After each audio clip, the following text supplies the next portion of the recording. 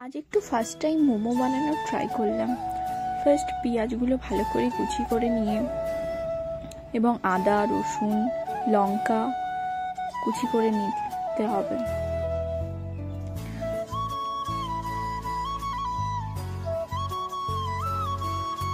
প্রথমবার বাড়িতে এভাবে মোমো ট্রাই করলাম, জানি না কেমন হয়েছে, আপনারা অবশ্যই জানাবেন কমেন্ট করে।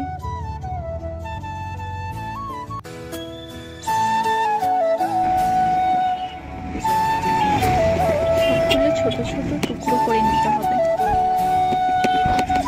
নিয়ে আমি একটা পাত্রের মধ্যে কিছুটা ময়দা, অল্প লবণ এবং তেল দিয়ে দিলাম। দিয়ে অল্প অল্প করে জল অ্যাড করে নিয়ে মাখাতে থাকবো। খুব একটা শক্ত করলে হবে না, অল্প নরম নরম করতে হবে আটাটা। ভালো করে মেখে নিয়ে এটা খানিকক্ষণ রেস্টের জন্য রেখে দেব। তারপর এদিকে চিকেনটা ম্যারিনেট করে নেব। তার জন্য আমি চিকেন কিমা দোকান থেকেই বানিয়ে নিয়ে এসেছিলাম। তার মধ্যে পেঁয়াজ কুচি, লঙ্কা কুচি, আদা রসুন কুচি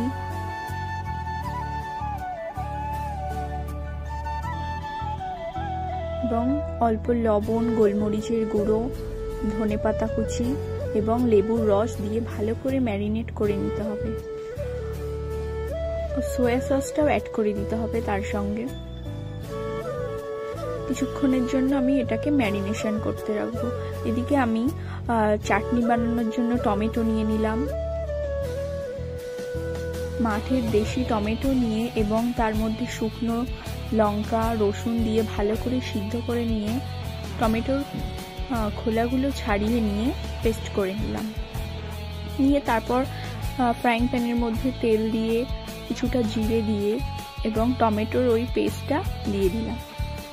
দিয়ে ভালো করে নাড়াচাড়া করে কিছুটা জল অ্যাড করে দিলাম। তারপর গোলমরিচের গুঁড়ো অ্যাড করে দিলাম এবং লেবু রস দিয়ে দিলাম এবং কিছুটা লবণও অ্যাড করে দিলাম। তারপরে তৈরি হয়ে গেল টমেটোর চাটনি। উপর দিয়ে আরেকটু আমি লেবুর রস ছড়িয়ে দিলাম। এদিকে এবার আমি তো পারছিলাম না, তাই আমার মাকে বললাম রুটিটা একটু বেলে দিয়ে। তারপর আমার মা বাটি দিয়ে গোল গোল করে কেটে নিয়েছে এক শেপের জন্য। তো আমার রুটিগুলো বেলা কমপ্লিট। এবার তার মধ্যে মোমোর পুরগুলো দিয়ে, আমি তো অত ডিজাইন পারি না, আপনারা কে কে আমার মতো ডিজাইন পারেন না অবশ্যই কমেন্ট করে জানাবেন। আমি যেরকম পারি সেরকম ডিজাইন করে দিয়ে দিলাম। খুব একটা ভালো আমি ডিজাইন করতে পারি না বলতে গেলে, তবু আমি চেষ্টা করলাম। এভাবে আমি নানা রকম শেপ দিয়ে দিয়ে বানিয়ে নিলাম। বেশ অনেকগুলোই হয়েছিল আমার মোমো।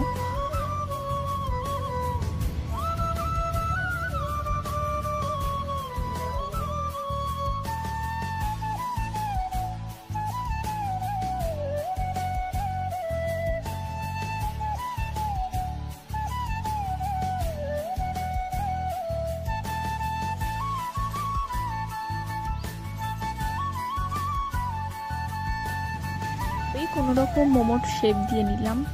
যেহেতু আমার কাছে স্টিম দেওয়ার মতো ওই মোমোর ওগুলো নেই, তাই আমি আমার বাড়িতে যেটা ছিল নিচে আমি হাঁড়ি বসিয়ে তার মধ্যে জল দিয়ে এভাবে ভাপ দিয়ে নিলাম।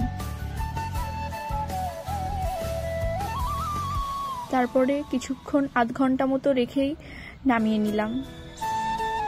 কেমন হয়েছে আমার মোমোগুলো অবশ্যই কমেন্ট করে জানাবেন এবং চাটনিটা তার সাথে দারুণ খেতে লাগছিল।